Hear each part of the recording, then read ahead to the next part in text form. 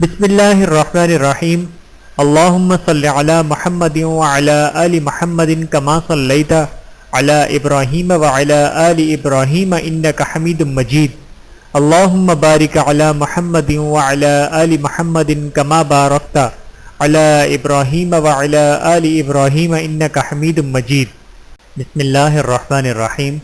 تمام تعریف اس اللہ تعالیٰ کے لیے ہے جس نے اپنی محکم کتاب میں فرمایا وَمِنْ آيَاتِهِ أَنْ خَلَقَ لَكُم مِّنْ أَنفُسِكُمْ أَزْوَاجًا لِتَسْكُنُوا إِلَيْهَا وَجَعَلَ بَيْنَكُم مَّوَدَّةً وَرَحْمَةً۔ سورۃ الروم آیت نمبر 21۔ ترجمہ۔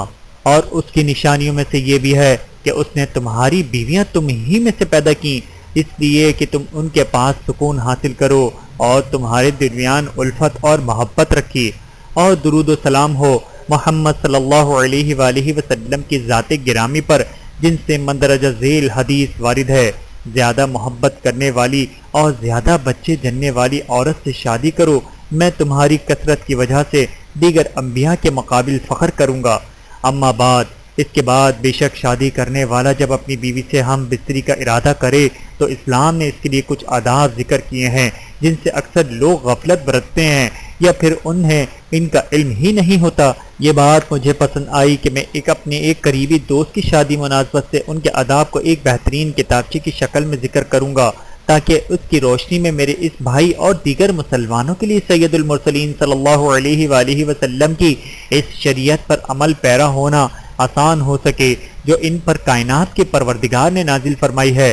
میں نے اس کتاب کے آخر میں بعض ایسے امور پر تنبیہ بھی کی ہے جن کا ارتکاب آج کل شادی کرنے والے اکثر لوگ کرتے ہوئے نظر آتے ہیں۔ میں اللہ تعالیٰ سے دعا کرتا ہوں کہ وہ اس کو منافع بخش بنائے اور اس کوشش کو اپنے لیے خالص کر لے، بے شک وہ نیکی توفیق دینے والا اور انتہائی مہربان ہے۔ جتنی باتیں ہم کریں گے انشاءاللہ قرآن و حدیث کے حوالے سے کریں گے، تو آئیے چلتے ہیں۔ بسم اللہ الرحمن الرحیم۔ یاد رہے کہ مباشرت کے آداب تو بہت زیادہ ہیں، مگر اس اجلت میں ہم فقط ایسے آداب کا تذکرہ مناسب سمجھتے ہیں جو محمد رسول اللہ صلی اللہ علیہ وآلہ وسلم کی سنت مبارکہ سے ثابت ہیں۔ سند کے اعتبار سے ان کے انکار اور صحت کے اعتبار سے ان میں شک کا معمولی سا شبہ بھی نہیں ہے۔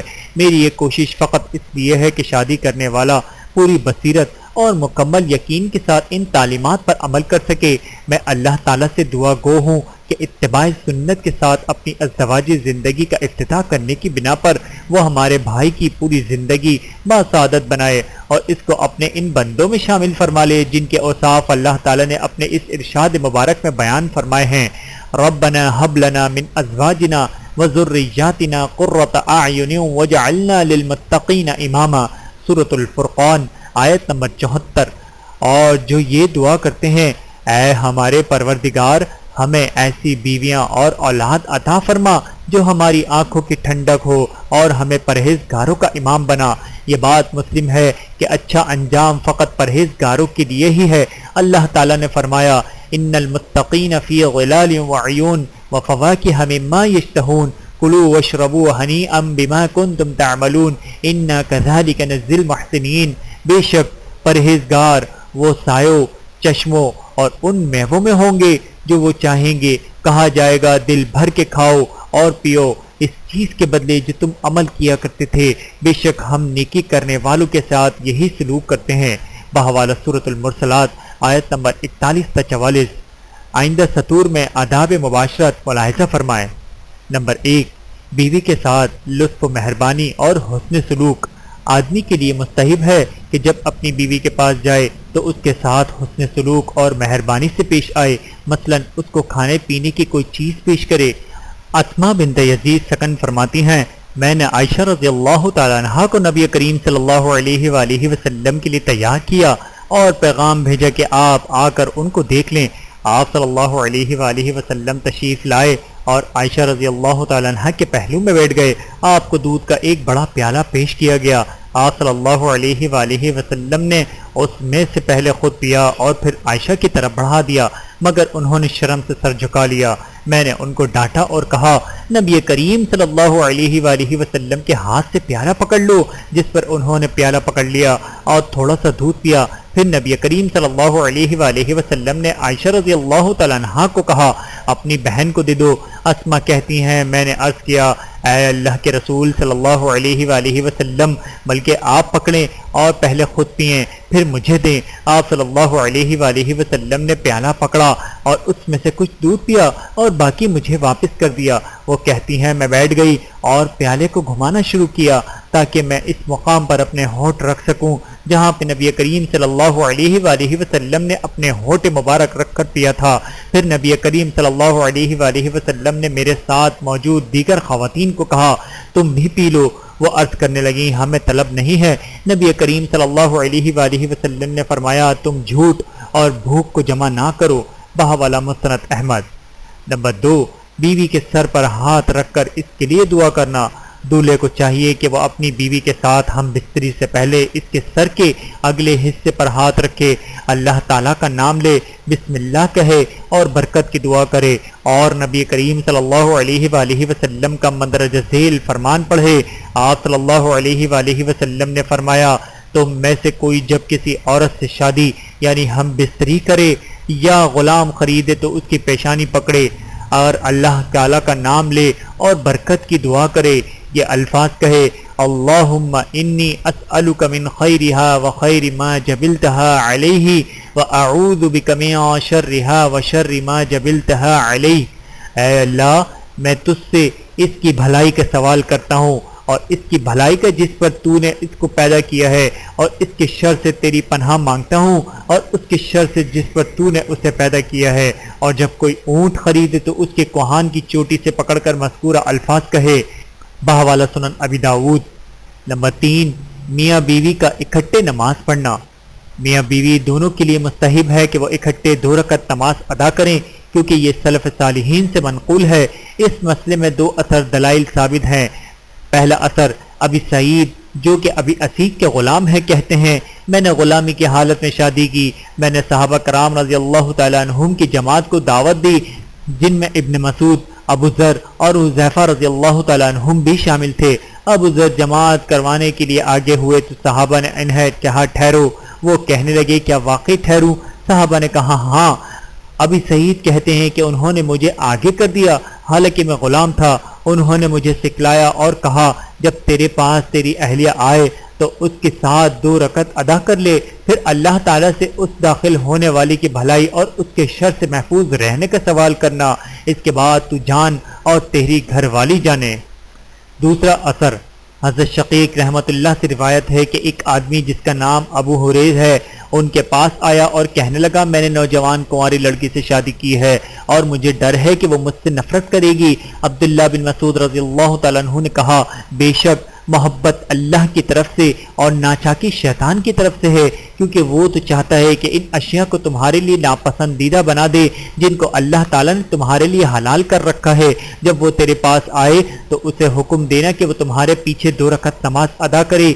ایک اور روایت میں ہے کہ یہ قصہ ابن مسعود رضی اللہ تعالیٰ عنہ سے منقول ہے کہ انہوں نے اسے کہا تو اس طرح کہے اللہم بارک لی فی اہلی وبارک لہم فی اللہم اجمعوا بیتہا جمعت بخیر وفرق بیننا اذا فرقت الیہ خیر۔ ترجمہ اے اللہ ہم دونوں کو تو اپنی طرف سے بھلائی پر جمع فرما اور ہم میں جب تو جدائی ڈالے تو بھلائی کے لیے ہی ڈالنا۔ نمبر 4، ہم بستری کے وقت کیا کہیں؟ جب وہ اپنی بیوی سے ہم بستری کا ارادہ کرے تو یہ دعا پڑھے بسم اللہ اللہم جنبنا الشیطان وجنبنی الشیطان ما رزقتنا۔ ترجمہ اللہ کے نام کے ساتھ اے اللہ ہمیں شیطان سے محفوظ فرما اور جو تو ہمیں رزق اولاد دے اس کو بھی شیطان سے بچا۔ نبی کریم صلی اللہ علیہ وآلہ وسلم نے فرمایا اگر اس دوران اللہ تعالیٰ ان دونوں کو اولاد عطا کر دے تو اس کو شیطان کبھی بھی نقصان نہیں پہنچا سکتا۔ بہوالا صحیح بخاری۔ نمبر 5، جمع کیسے کریں؟ اس کے لیے جائز ہے کہ وہ اپنی بیوی سے مقام پیدائش میں جمع کرے، چاہے وہ کسی سم سے ہو، آگے سے ہو یا پیچھے سے ہو۔ اس دعوے کی دلیل اللہ تعالیٰ کا یہ فرمان ہے نساؤکم حرث لکم فأتوا حرثکم انا شئتم۔ ترجمہ تمہاری عورتیں تمہاری کھیتی ہیں، تم اپنی کھیتی میں جس طرح جاؤ۔ سورۃ البقرہ آیت نمبر 223۔ یعنی جس طرح تم چاہتے ہو آگے سے یا پیچھے سے اگلے حصے میں جمع کرو۔ اس کے متعلق بہت سے احادیث وارد ہیں، یہاں فقط 2 کا ذکر ہی کافی ہے۔ اول، حضرت جابر رضی اللہ تعالیٰ عنہ سے روایت ہے، یہودی یہ بات کہا کرتے تھے کہ اگر کوئی آدمی اپنی بیوی کے پیچھے ہو کر اس کے اگلے حصے میں جمع کرے تو بچہ بھینگا پیدا ہوتا ہے۔ اس پر یہ آیت اتری، نساؤکم حرث لکم فأتوا حرثکم انا شئتم، تمہاری عورتیں تمہاری کھیتیاں ہیں، تم اپنی کھیتی میں جس طرح چاہو آؤ۔ اس پر نبی کریم صلی اللہ علیہ وآلہ وسلم نے فرمایا، آگے سے یا پیچھے سے، مگر یہ کہ مقام پیدائش میں۔ بہوالا صحیح بخاری۔ دوم، حضرت ابن عباس رضی اللہ تعالیٰ عنہ سے روایت ہے، مدینے میں انصاریوں کا ایک قبیلہ آباد تھا جو کہ بتوں کی پوجا کرتے تھے۔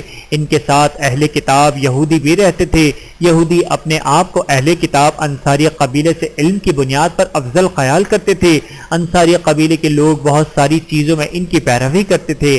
اہل کتاب عورت کو چت لٹا کر اس سے تعلق قائم کرتے تھے۔ یہ عورت کے لیے زیادہ ستر پوشی کا باعث تھا۔ اس بات میں بھی انصار یہودیوں کی پیروی کرتے تھے۔ قریشی لوگ اپنی عورت سے تعلق کے لیے طرح طرح کے طریقے استعمال کرتے تھے اور جمع کی لذت حاصل کرتے تھے۔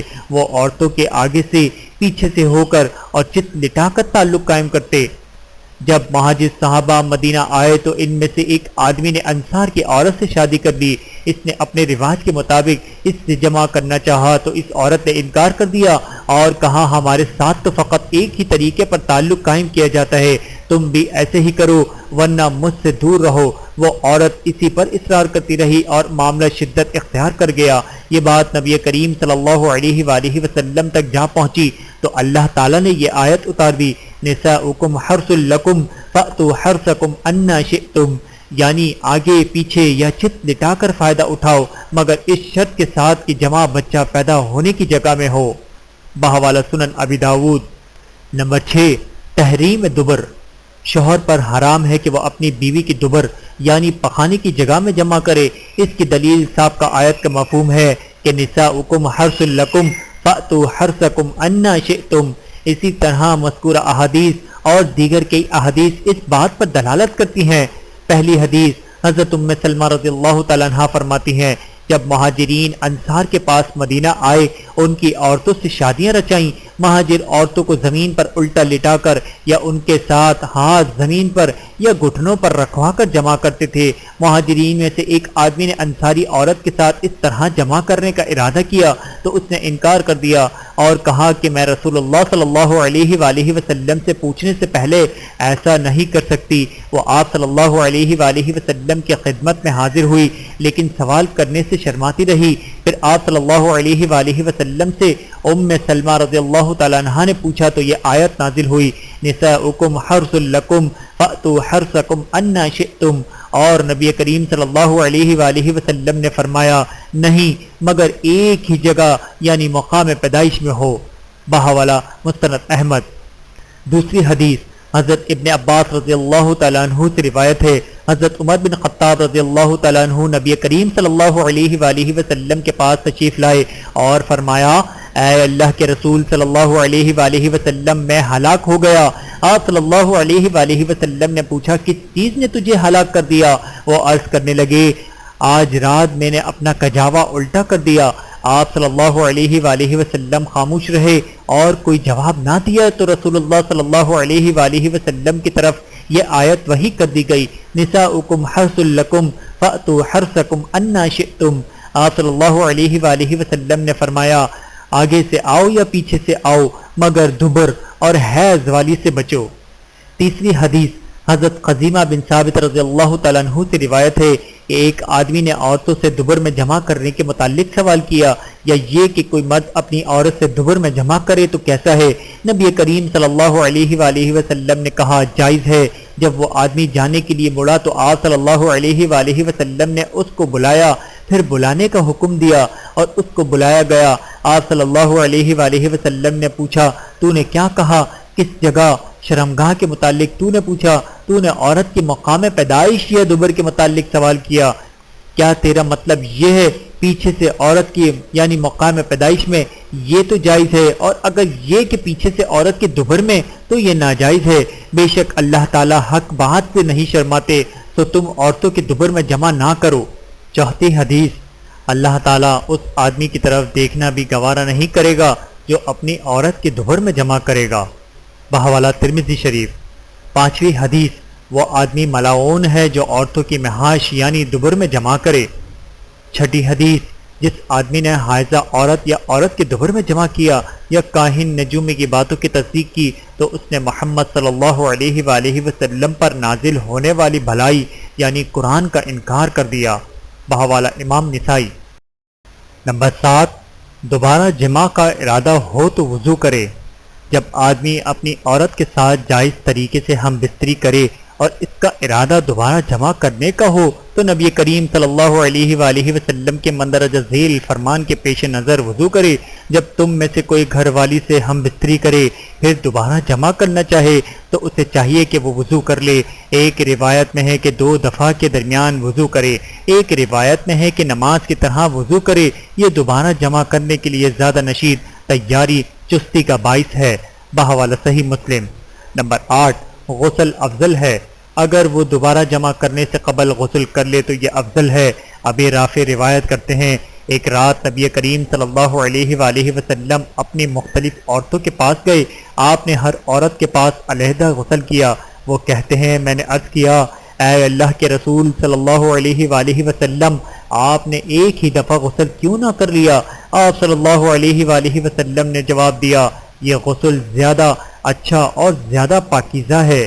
نمبر 9، میاں بیوی کا اکٹھے غسل کرنا۔ میاں بیوی کے لیے جائز ہے کہ وہ ایک ہی جگہ پر اکٹھے غسل کریں اگرچہ وہ ایک دوسرے کو دیکھ رہے ہوں۔ اس مسئلے میں مندرجہ ذیل احادیث بطور دلیل پیش کی جا سکتی ہے۔ اول، حضرت عائشہ رضی اللہ تعالیٰ عنہا فرماتی ہیں میں اور رسول اللہ صلی اللہ علیہ وآلہ وسلم اکٹھے ایک ہی برتن سے غسل کر لیا کرتے تھے۔ برتن کے اندر ہمارے ہاتھ ایک دوسرے سے ٹکرا رہے ہوتے تھے۔ آپ جلدی فرماتے تو میں عرض کرتی میرے لیے بھی چھوڑ دیجئے، میرے لیے بھی چھوڑ دیجئے، اور وہ فرماتی ہیں ہم دونوں جنبی ہوتے تھے۔ بحوالہ صحیح بخاری و مسلم۔ دوم، معاویہ بن حیدر رضی اللہ تعالیٰ عنہ سے روایت ہے میں نے کہا اے اللہ کے رسول صلی اللہ علیہ وآلہ وسلم، ہم اپنے سطر کن سے چھپائیں اور کن سے کھولیں؟ آپ صلی اللہ علیہ وآلہ وسلم نے فرمایا اپنی بیوی اور اپنی لونڈی کے علاوہ اپنی شرمگاہ کی حفاظت کرو۔ وہ کہتے ہیں کہ میں نے عرض کیا اگر بعض لوگوں کے ساتھ ہوں، مرد مردوں کے ساتھ ہوں، تو آپ صلی اللہ علیہ وآلہ وسلم نے فرمایا اگر تو اس کی طاقت رکھتا ہے کہ تیری شرمگاہ کو کوئی نہ دیکھے تو کوئی نہ دیکھے۔ وہ کہتے ہیں میں نے عرض کیا کبھی انسان اکیلا ہوتا ہے؟ رسول اللہ صلی اللہ علیہ وآلہ وسلم نے فرمایا اللہ تعالیٰ زیادہ حق رکھتے ہیں کہ لوگ اس سے شرم کریں۔ بحوالہ سنن نسائی۔ ویڈیو دیکھنے کا بہت شکریہ۔ مزید ویڈیوز دیکھنے کے لیے ہمارے چینل کو سبسکرائب کریں۔ اگر ویڈیو پسند آئے تو لائک کریں۔ اچھی بات کو دوسروں تک پہنچانا صدقہ جاریہ ہے۔ جزاکم اللہ خیرا کثیرا۔ اپنا اور اپنے پیاروں کا بہت زیادہ خیال رکھیے گا اور مجھے دعاؤں میں یاد رکھیے گا۔ Take care. اللہ حافظ۔